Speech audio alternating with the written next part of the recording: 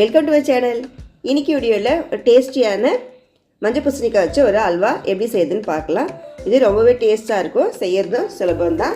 வாங்க எப்படி செய்து பார்க்கலாம். இன்றைக்கி நான் அல்வா பண்ணுறதுக்கு 1/4 கிலோ அளவுக்கு மஞ்சள் பூசணிக்காய் எடுத்திருக்கேன். இதை தோல் நீக்கிட்டு உள்ள இருக்கிற விதைகளை எடுத்துருங்க. எடுத்துகிட்டு நல்லா கொஞ்சம் மீடியம் சைஸாக துருவிக்கங்க, ரொம்ப பொடியாக துருவ வேண்டாம்.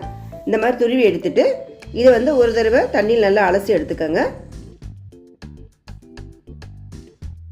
ரொம்ப அலச வேண்டாம், ஒரு தடவை தண்ணியை ஊற்றி அலசினா போதும். அலசிட்டு தண்ணி எல்லாத்தையுமே பிழிஞ்சு எடுத்துருங்க. தண்ணி கொஞ்சம் கூட இருக்கக்கூடாது. இப்போ இந்த பூசணிக்காயை ஃபஸ்ட்டு அளந்து எடுத்துக்கோங்க. அப்போ தான் நம்ம சர்க்கரையை சேர்க்க முடியும். இப்போ இது 2 பவுலுக்கு இருக்குது, அதனால சர்க்கரை 1 பவுலுக்கு எடுத்துக்கலாம். 1/2 கப்பு பால், முந்திரி திராட்சை, ஏலக்காய் தூள், நெய் ஒரு 1/4 கப் எடுத்துருக்கேன்.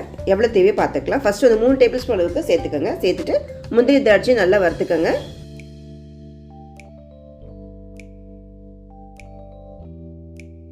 நல்லா செவந்துருச்சு. இப்போ எடுத்துடலாம். இப்போ இதே நெய்யில் நம்ம எடுத்து வச்சுக்கிற அந்த துருவின பூசணிக்காயும் சேர்த்து நல்லா வதக்கி விட்டுக்கோங்க. ஒரு 5லேருந்து 10 நிமிஷத்துக்கு லோ ஃப்ளேம்லேயே வச்சு வதக்கிக்குங்க. அப்போ தான் இந்த காயோட வாசனை வராது. கண்டிப்பாக இதை வதக்குனிங்கன்னா ரொம்ப டேஸ்ட்டாக இருக்கும். இப்போ பால், சர்க்கரை, ஏலக்காய் தூள் எல்லாத்தையும் சேர்த்துக்கோங்க. பாலும் 1 பவுலுக்கு எடுத்துருக்கேன் நான்.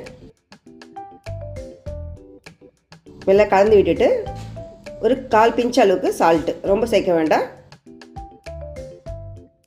சேர்த்து நல்லா கலந்து விட்டுக்கோங்க. இப்போ மூடி போட்டு ஒரு 5 நிமிஷம் போல் நல்லா வேக விடுங்க.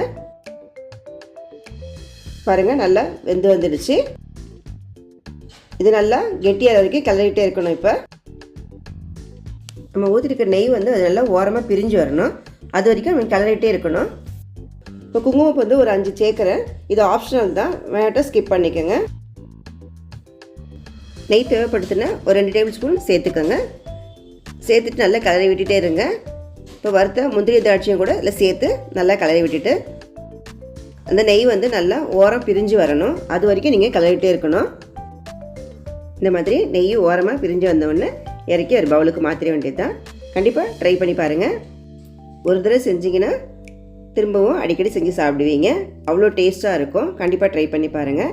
இந்த ரெசிபி உங்களுக்கு பிடிச்சிருந்ததுன்னா லைக் பண்ணுங்கள், ஷேர் பண்ணுங்கள். மறக்காமல் என் சேனலை சப்ஸ்கிரைப் பண்ணிவிட்டு பக்கத்துக்கிற பெல் பட்டனை கிளிக் பண்ணிக்கோங்க. தேங்க்யூ ஃபார் வாட்சிங்.